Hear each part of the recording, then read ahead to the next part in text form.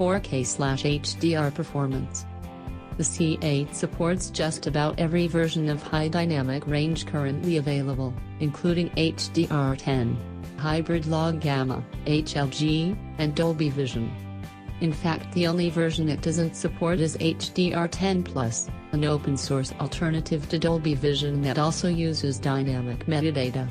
However, at present only Amazon are employing HDR10+, whilst Dolby Vision is heavily supported on Netflix, iTunes and Ultra HD Blu-ray. All the factors that made the C8's HD/SDR picture great are just as important when it comes to 4K/HDR.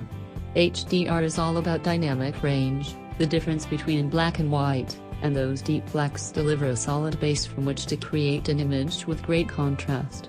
The star field at the start of Passengers is a good example of those deep blacks, speckled by tiny spots of brightness. The level of detail is also often astonishing, and when watching native 4K productions like Passengers, The Revenant or the BBC's Planet Earth 2, the C8 takes full advantage of its Ultra HD panel to deliver every pixel. The colors are equally as impressive, popping off the screen and delivering images that are often jaw-dropping. The C8 is bright for an OLED, getting around 820 nits, but it's nowhere near as bright as the best LCD TVs. However, the peak highlights in an HDR image are delivered with far greater precision. After all, an OLED has 8 million pixels to play with. Where the C8 struggles slightly is in terms of brighter overall images, such as the snowfields in The Revenant.